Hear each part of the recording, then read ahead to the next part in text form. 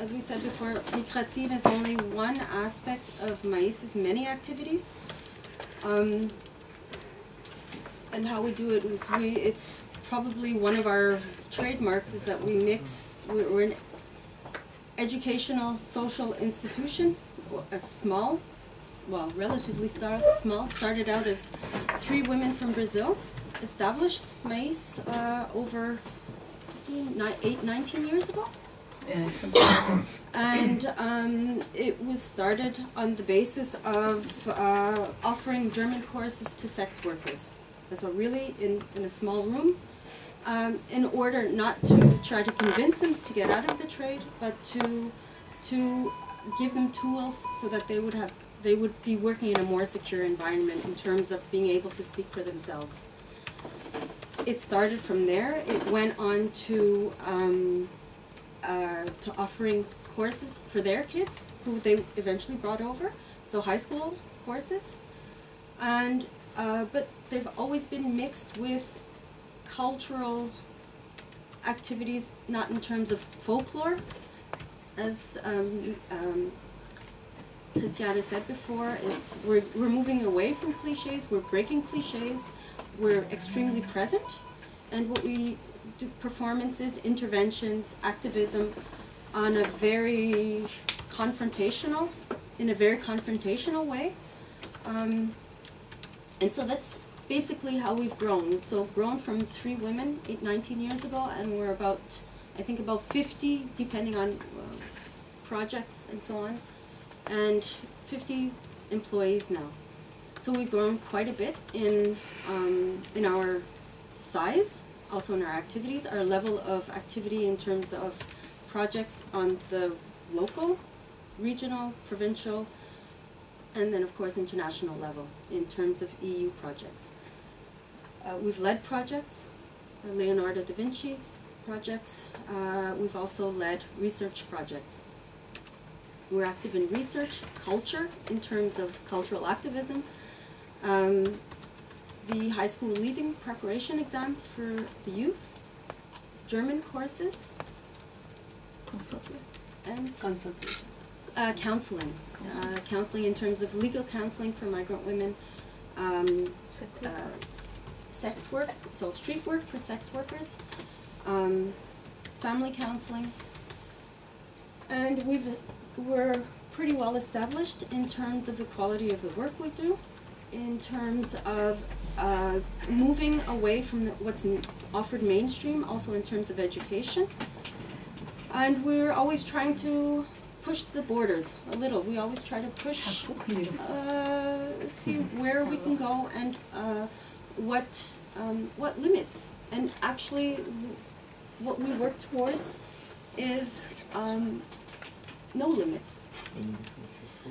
In terms of breaking barriers, in terms of breaking cliches, and not just to get to be loved. It's not our goal, is not to be loved. Our goal is to improve the life and living qualities, participation of migrant women in Austria. If you would go to the next slide, please. Like I said, we're a self-organization of migrant women, so by migrant women, for migrant women. Most of our employees are migrant women, which is not something you see, it's not typical in Austria, and certainly not typical for organizations working with migrant people. Yeah? So we work against this paternalistic approach. So self-organization, participation in political, social, cultural life, autonomy. We're not associated with any political party, and although we get funding, and certain political parties, we get state funding for various projects. We are recognized also, although, and we don't, because we do get funding doesn't necessarily mean that we always agree with what the government does. Certainly not, because we're talking about racism, we're talking about very restrictive immigration policies, very restrictive and segregated labor market policies, and what we do is through our activities, also in our educational activities, cultural activities, resistance and activism is very much at the forefront. We're not talking for anybody, and of course you always have the question of representation, who represents whom. But as much as possible we try to mobilize who we're talking about, whether we're talking about our own situation or we're creating a space for other migrant women to be involved. For us, it's very much a process of trying to create space so there's as much involvement as possible. And of course, transformation. So we're not working towards maintaining the status quo. We want a transformation of society. Our aim is transformation, as well as changes, perhaps utopian, but nevertheless. And of course, anti-racist and feminist work in everything we do. When I talk about our education activities, it's not the mainstream education. Our approach is based on Paulo Freire, which is basically awareness building, and also to question what is the status quo. Why is my situation the way it is? What structures are contributing to my situation, and how can I change these structures? So again, transformation. And to question, and not to repeat like a puppet everything that, in order to integrate nicely into Austrian society. We're not talking about integration. We don't talk about integration in our work. We talk about participation. And that comes out in a lot of the projects we do. It comes out in small but significant projects like Migrazine. In our educational projects, we always try to connect to some type of cultural projects. Yeah. Can I go to the next? And also with research. We try to also break the mold of research about and statistics about migrant women and what migrant women need. And we're at the basis. Migrant women come to us with counseling, with their worries, their concerns, their problems. And of course, we're always working on an individual level. It's clear we have a woman sitting in front of us, but at the same time, our goal is also to work on a collective level. Yeah, so, and that's also how we get ideas for our projects. It's not that we have an idea and we know we'll get funding for it. Our ideas come from people using our services, and they say, we have a very basic need here. We need this to be addressed. And if we can't address it within the framework of what we already have, then of course we try to create a project, that has a broader scope in order to address certain questions. With the question or with the issues of new media and digital tools and so on, with our counseling, we noticed the last few years there have been more and more questions and concerns that were brought to the attention in our counseling services from women, and that they needed support. They wanted support in terms of not just skills, but how to deal with how could they support their children in this information age. And so we established, or we had a proposal, a project, and it got accepted.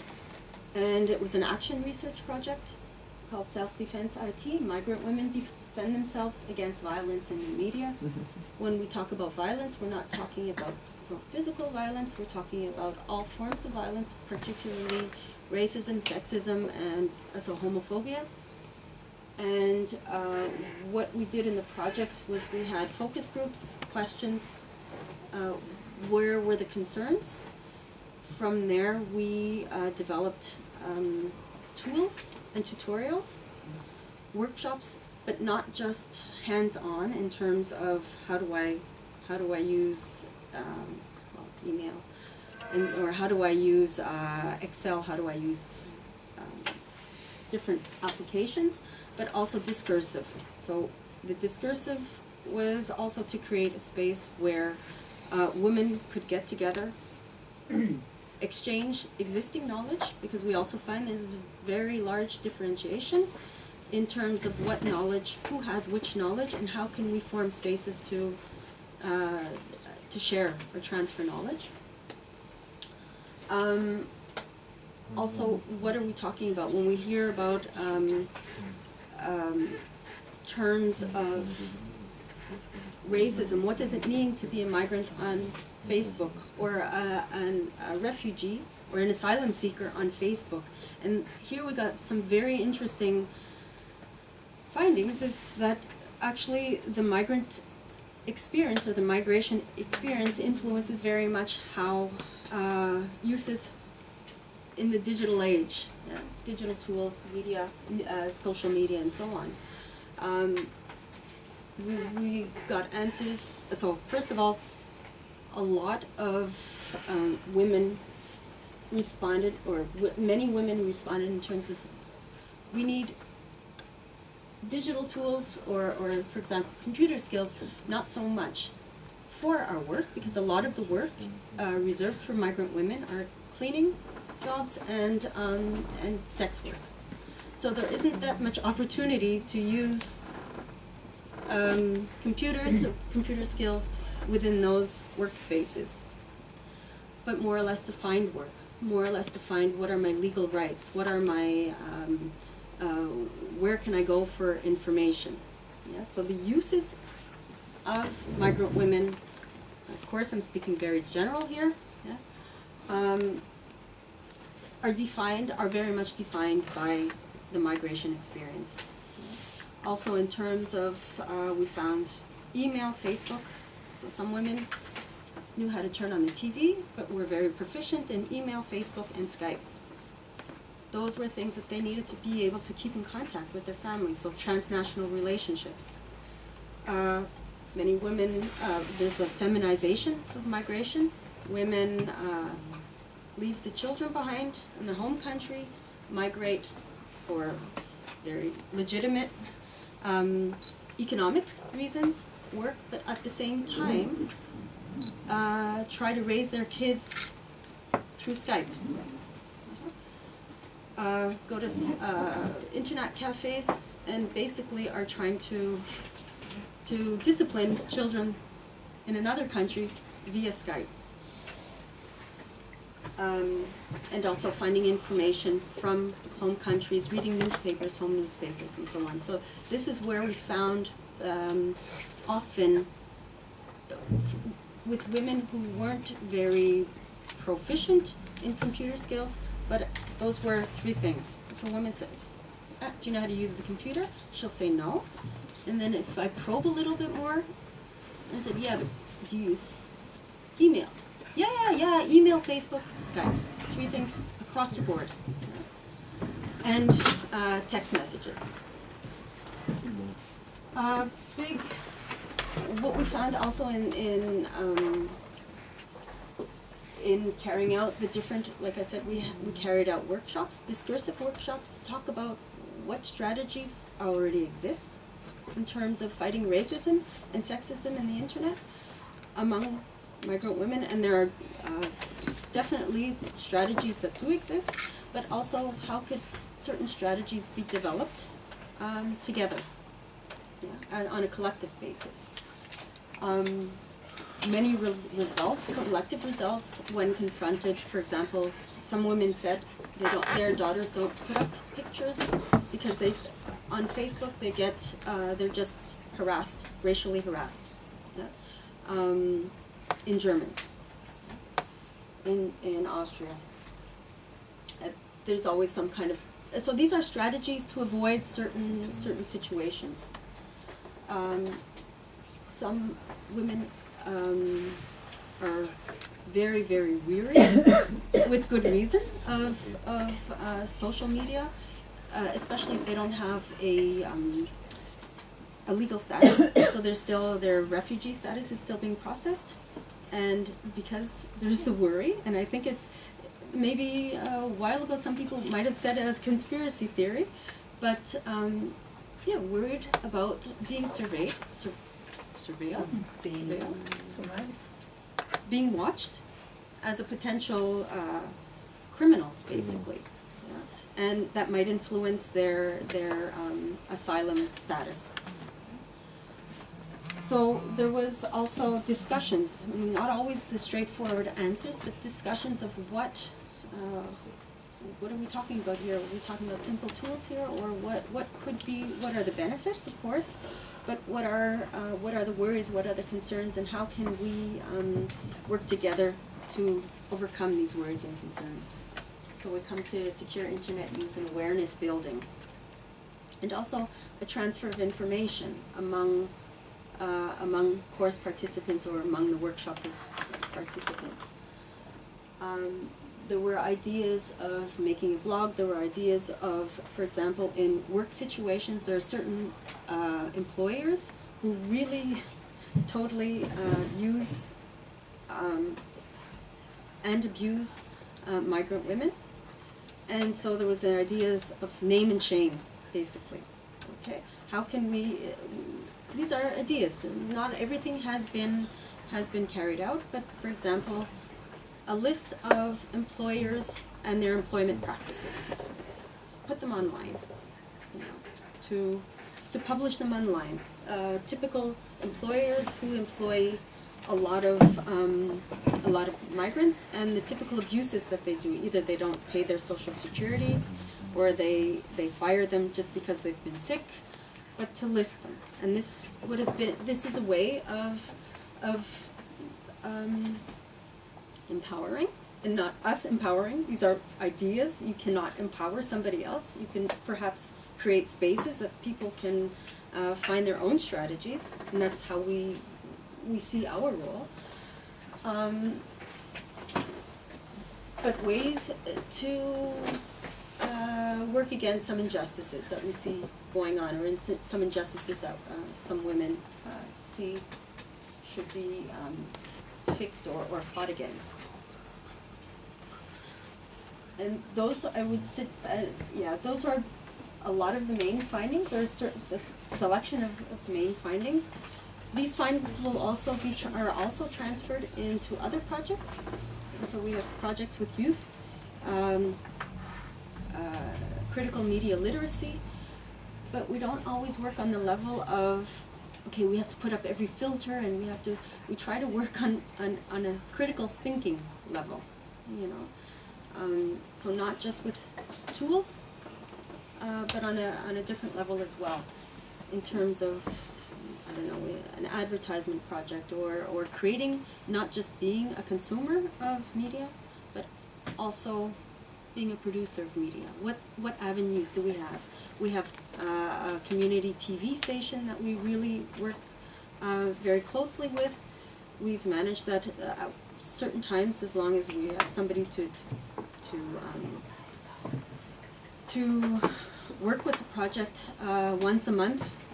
We address certain issues, and we have a spot now, community TV, which is regular. This is also, we're not talking about, we're talking about our infiltration practices here, being part of not just a community of consumers, but being producers ourselves in radio, and topics that concern us, topics that are very much present for us, in terms of restrictive laws, in terms of labor laws and labor situations, and so on. Can we go to the next? And then what we also learned was participation. You know, we're talking about participation, we're talking about making projects for others, yeah? But at the same time, we also have to reflect what are the practices within our own organization. Are we practicing, are we creating information, or sometimes we create very, very intellectual texts that don't just reach everybody, and not everybody can participate in a discussion. So how can we, what tools can we use, also in terms of digital tools, or in terms of, what tools can we use to even out the playing level, so it enables and facilitates participation. If we're sitting in a room and we say, okay, we want to do this and this, but we're talking about something that goes over everybody's heads, well, that's not really fair. Only some people will be able to participate, and others not. And that's a question that we ask ourselves. This is a question that we have to not just say, okay, we're doing this for somebody, we're creating space, but at the same time, in our own practices, in our own work, and we see also in the day work in our educational courses, but also in our various projects. How do we work with each other? How do we? What are the gaps, the information and knowledge gaps, and how can we level those out, so that we really are talking about we're actually practicing what we're preaching. We are really among ourselves, and within different contexts. So if we can achieve a certain practices in our work, hopefully that'll always also be translated in the work that we produce and when we're working with others. That we're achieving less hierarchy, and we're talking about hierarchy of knowledge, like different information gaps. And so that's, for us, a big question is, and also as a technician, would be for us discussion points, how can computer knowledge gaps within an organization, that means among employees and also among course participants, be bridged, and what structures are required to facilitate this transfer of knowledge. So for us, those are continual questions that we also reflect on. Perhaps we can talk about it here. Yeah. And these are also ideals that we strive to achieve in our further work. I think that's it. If we go to the next, I think that's it. Yeah, there was no more. Okay, good. Thank you. Thank you. Thank you.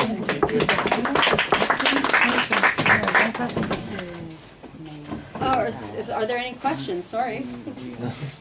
Are there any comments or questions? No?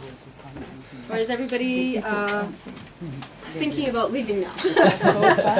Basically. Yeah. Yeah, because it's important, because sometimes No? Yep. it's not like 300. Yeah, I was wondering what, in terms of technology, because you're talking about describing how some of the people that you work with are very quite literate with specific tools like Skype and stuff. Do you actually sort of try to encourage the use of free software or like that kind of tools? Of course. Of Yeah. course. I mean,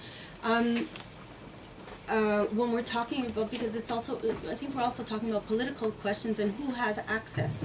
And when we talk about the various operating systems, 9 times out of 10, nobody knows about Linux. And we're talking about women who don't have a high income. Yeah? So what do they know? They definitely know Microsoft. Like if I just show the logos, Microsoft, they definitely know Apple. And Linux,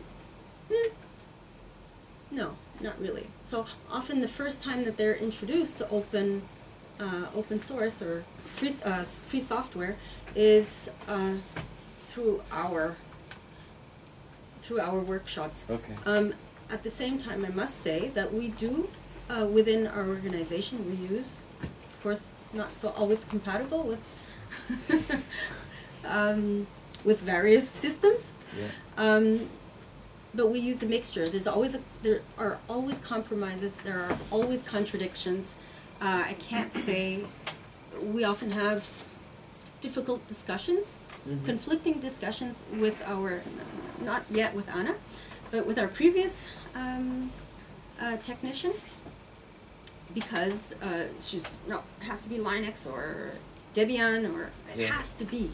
They're just not compatible with certain forms. Forget Yeah. Excel. And- Well, 5 years yeah. ago, forget Excel. It wasn't possible. Or the EU forms for. So there was always, okay, well, we're talking about resources here in terms of hours. Or am I going to spend 5 hours working? Yeah. Yeah. And so these are things that we And talk you- about in our And you know, as it is, as LibreOffice is a Java program 1, they work everywhere. So I have less problems with them using their their Microsoft Office program than using a Gmail account. Mm-hmm. So, okay, if you use this Microsoft Office, okay, it works better, yeah. But I'd rather have not always using Google for everything. That's sort of my stance in productivity and, yeah. And what free tools have you noticed are more useful or get engaged with easier? Yeah. As I know, Maiz? in Maiz, yes, maybe I answered that because I've got the introduction already. We are using for Maiz for publishing on the internet. Most websites are done in Drupal. Mm-hmm. Some are done in WordPress. And we have got a few wikis. For the classes, we are using Moodle for the workshops. But we only use Moodle on a teacher-to-teacher basis. We haven't evolved enough. There aren't enough teachers who are ready to use Moodle on a learner-to-teacher Yeah. or a self-learn phases. Yeah, most of the systems are double boot Linux and Windows. Mm-hmm.